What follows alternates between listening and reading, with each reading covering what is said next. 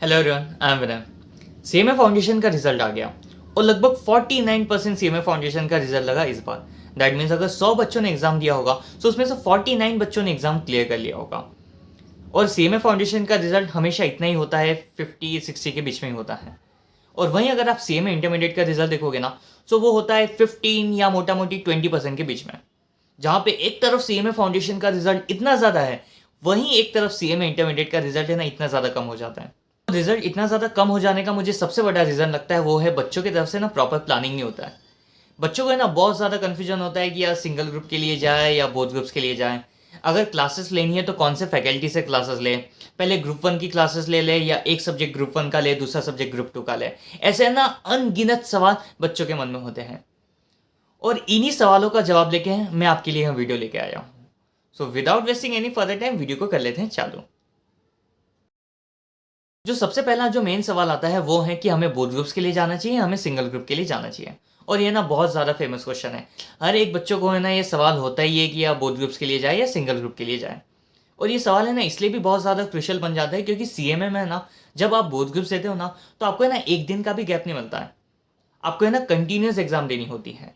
सो वहाँ पे मैंने बहुत सारे बच्चों को देखा है बाद में रिग्रेट करते हुए कि यार सिंगल ग्रुप के लिए जाना चाहिए था, या अगर उनका सिंगल ग्रुप निकल जाता है फिर वो रिग्रेट करते कि यार बोथ ग्रुप्स के लिए जाना चाहिए था। सो वैसा आपके साथ नहीं होना चाहिए, इसलिए मैं आपको है ना पूरा प्रॉपर डिटेल तरीके से बताता हूँ कि अगर आप बोथ ग्रुप्स के लिए जाते हो तो उसका एडवांटेजेस क्या है, उसके डिसएडवांटेजेस क्या है, वहीं सिंगल ग्रुप के फायदे या नुकसान क्या है।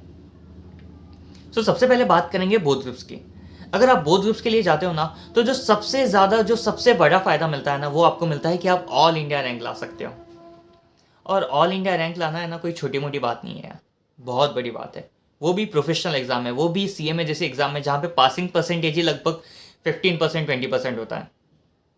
अगर आप ऑल इंडिया रैंक लाते हो ना सो आपको पहचान मिलती है। और आप इंटरमीडिएट में ऑल इंडिया रैंक लाते हो ना सो आपको जो बड़ा फायदा मिलता है जब आप ट्रेनिंग के लिए जाते हो ना, उस टाइम पे ना ऑर्गेनाइजेशन है ना आपको प्रेफरेंस देती है कि उन्हें लगता है कि अरे यार ये बच्चे ने ना रैंक लाया, पक्का इसमें ना काबिलियत होगी। सो जब आप ट्रेनिंग के लिए जाते हो ना तब आपको है ना प्रेफरेंस मिलती है। और हम सब जानते हैं कि अगर आपने अच्छी जगह से अगर वो 15 महीने ट्रेनिंग की ना तो उसका है ना बहुत ज़्यादा फायदा मिलता है। जब आप प्लेसमेंट के लिए जाओगे तब उसका फ़ायदा मिलेगा, जब आप अपनी पहली जॉब की तलाश करने के लिए जाओगे तब उसका फ़ायदा मिलेगा। सो रैंक लाने के ये फ़ायदा है। और जब आप इंटरमीडिएट में रैंक लाते हो ना तो आपका कॉन्फिडेंस है ना सडनली हाई हो जाता है। क्या मेरा तो है ना इंटरमीडिएट में रैंक आया था, सो मैं ना फाइनल में भी ला सकता हूँ। और अगर आप रैंक होल्डर भी निकाल के देखोगे ना सो बहुत सारे रैंक होल्डर आपको ऐसे मिलेंगे जिनका इंटरमीडिएट में भी रैंक आया है और जिनका फाइनल में भी रैंक आता है। ऐसा क्यों होता है? जो मेरा मानना है ऐसा इसलिए होता है कि है ना उनको है ना वो क्या सीक्रेट इंग्रेडिएंट है रैंक लाने के, वो उनको है ना पता लग जाता है, उनको है ना आइडिया पता लग जाता है। उनको पता लग जाता है कि क्या स्ट्रक्चर होना चाहिए हमारी स्टडी का अगर हमें रैंक लाना है। इसलिए आप देखोगे कि जो बच्चा इंटरमीडिएट में रैंक लाता है ना वही ज़्यादा टाइम वही बच्चा है ना फाइनल में भी रैंक लेके आता है। दूसरा जो बेनिफिट मिलता है जब आप बोथ ग्रुप्स देते हो वो आपको मिलता है सेट ऑफ का। सेट ऑफ का बेनिफिट जब आप सिंगल ग्रुप देते हो तब आपको नहीं मिलता है, जब आप बोथ ग्रुप्स दे रहे हो तब आपको ना सेट ऑफ का बेनिफिट मिलता है। लेकिन हाँ, सेट ऑफ का आपको बेनिफिट तभी मिलेगा जब आपके हर एक सब्जेक्ट में ना 40 के ऊपर है। अगर आपके एक सब्जेक्ट में ना 40 के नीचे आ गए ना सो देन सेट ऑफ का बेनिफिट नहीं मिलेगा। 40 के ऊपर है हर एक सब्जेक्ट में सो आपको सेट ऑफ का बेनिफिट मिलता है। लेकिन आप बोथ ग्रुप्स दे रहे हो तभी मिलता है सेट ऑफ का बेनिफिट। लेकिन एक चीज जो है ना बोथ ग्रुप्स को जो है ना बहुत ज्यादा मुश्किल बनाती है वो है 8 डेज कंटिन्यूस एग्जाम देना। मैंने है ना बोथ ग्रुप्स दिए थे और ट्रस्ट मी वो जो 8 डेज है ना वो मेरे अभी तक के सबसे मुश्किल दिनों में मैं उन्हें काउंट करूंगा, क्योंकि आपको है ना एक दिन का भी गैप नहीं मिलता। जो सिलेबस जो आपको कंप्लीट करने में आपने लगभग कितने महीने लगाए हैं वो सिलेबस आपको है ना पूरा एक दिन में रिवाइज करना होता है। एक दिन भी नहीं मिलता है यार, आपको सिर्फ आपको 5 से 6 घंटे मिलते हैं।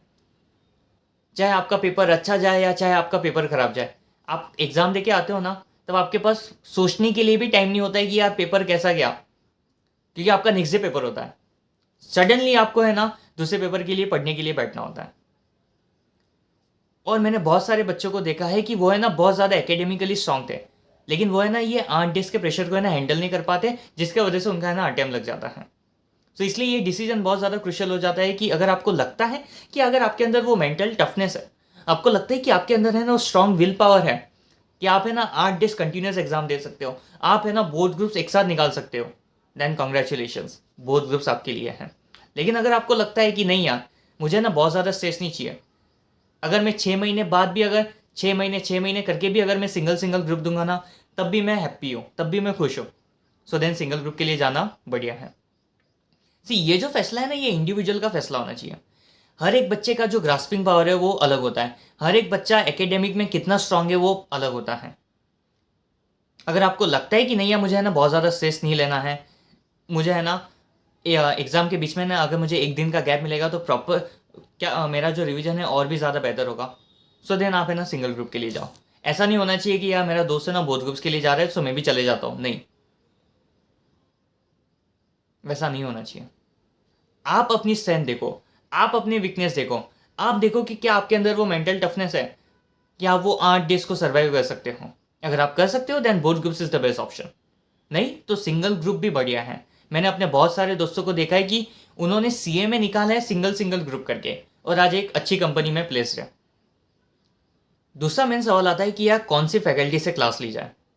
ये जो सवाल है ना ये बहुत ज़्यादा क्रुशियल है, क्योंकि आप पैसे दे रहे हो, आप टाइम का इन्वेस्टमेंट कर रहे हो, और अगर आपने गलत फैकल्टी चूज़ कर ली या अगर आपने ऐसी फैकल्टी चूज़ कर ली जिसका आपको है ना समझ में नहीं आ रहा है, तो फिर है ना वो टाइम का भी नुकसान होता है और पैसों का भी नुकसान होता है। बिकॉज आज अगर एक एवरेज प्राइस देखे हर एक क्लास का तो वो 5 से 6,000 के बीच में आता ही है।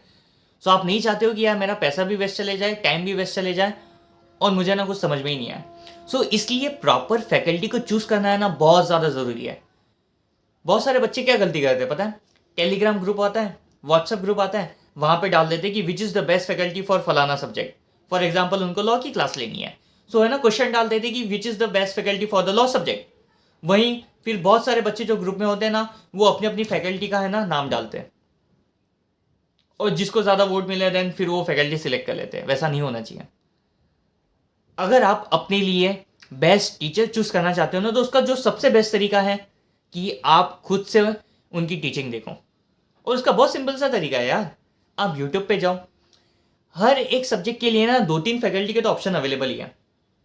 यूट्यूब पे जाओ, सपोज आपको है ना लॉ की क्लास लेनी है, आप क्या करोगे, आप यूट्यूब पे जाओगे, लॉ की क्लास डालोगे सीएमए का, वहाँ पे आपको 2-3 फैकल्टी के लेक्चर मिल जाएंगे और हर एक फैकल्टी है ना डेमो लेक्चर तो डालता ही है, और वो डेमो लेक्चर देखो।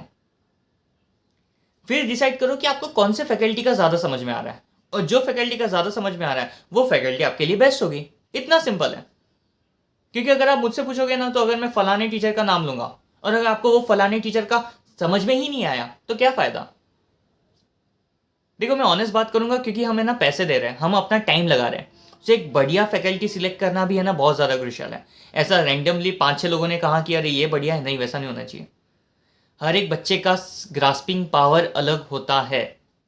अभी तीसरा जो मेन सवाल आता है कि यार है ना क्लासेस का सीक्वेंस क्या होना चाहिए, और यहाँ पे है ना मैं ट्रस्ट मी जब मैं कह रहा हूँ ना, मैंने बहुत सारे बच्चों को है ना यहाँ पे गलती करते हुए देखा है। वो क्या करेंगे पता है, एक सब्जेक्ट ग्रुप 1 का उठा लेंगे, एक सब्जेक्ट है ना ग्रुप 2 का उठा देंगे, और जब सिलेबस कंप्लीट नहीं होता है ना तो फिर है ना बीच मझधार में फंस जाते हैं कि एक तरफ ग्रुप 1 भी कंप्लीट नहीं हुआ है और एक तरफ ग्रुप 2 भी कंप्लीट नहीं हुआ है। सो वैसी गलती मत कीजिए। जो बेस्ट तरीका है ना क्लास लेने का, आप है ना पहले ग्रुप 1 की पूरी क्लास ले लीजिए, या अगर आप सेल्फ स्टडी कर रहे हो तो पहले ग्रुप 1 है ना पूरा खत्म कर लीजिए, उसका जो सिलेबस है वो पूरा खत्म कर लीजिए, उसके बाद ग्रुप 2 पे मूव कीजिए। नहीं तो बच्चा क्या करता है पता है, ग्रुप 1 का एक सब्जेक्ट लेगा, ग्रुप 2 का दूसरा सब्जेक्ट लेगा, फिर वो दोनों की क्लासेस साथ में देखेगा, और जब एग्जाम पास में आती है और उसको पता लगता है कि यार ग्रुप 1 का भी सिलेबस कंप्लीट नहीं हो रहा है, ग्रुप 2 का भी सिलेबस कंप्लीट नहीं हुआ। वैसा नहीं होना चाहिए। अगर ऐसी सिचुएशन आती है और अगर आपने सिर्फ एक ग्रुप की अगर आपकी क्लासेस कंप्लीट हो चुकी है, सपोज अगर आपने ग्रुप 1 की क्लास ली, ठीक है, आपने ग्रुप 1 की हर एक सब्जेक्ट की क्लास ले ली, और अगर आपकी ग्रुप 1 की क्लासेस खत्म हो गई है, ठीक है, तो उसके बाद आपके पास ऑप्शन होगा कि यार ठीक है मेरा ग्रुप 2 कंप्लीट नहीं हुआ है लेकिन एटलीस्ट मैं ग्रुप 1 तो दे देता हूँ।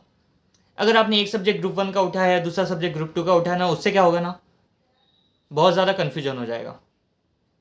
जब अगर लास्ट में अगर भगवान ना करे लेकिन अगर सिलेबस कंप्लीट नहीं होगा ना तो आपके पास कोई ऑप्शन ही नहीं बचेगा।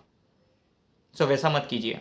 बेस्ट सीक्वेंस है, एक थ्योरी सब्जेक्ट का क्लास लीजिए, दूसरा प्रैक्टिकल सब्जेक्ट का क्लास लीजिए, थ्योरी प्रैक्टिकल साथ में चलाइए, क्योंकि उससे ना आपको है ना बहुत ज़्यादा बोर भी नहीं होगा। क्योंकि बहुत सारे बच्चों के साथ होता है कि वो अगर प्रैक्टिकल ही करते हैं ना तो वो बोर हो जाते हैं, या अगर सिर्फ थ्योरी किया तो बोर हो जाते हैं। सो थ्योरी लीजिए, प्रैक्टिकल लीजिए, ये बेस्ट कॉम्बिनेशन है। अगर आप सेल्फ स्टडी भी कर रहे हो तो थ्योरी के साथ प्रैक्टिकल है ना, बेस्ट कॉम्बिनेशन है।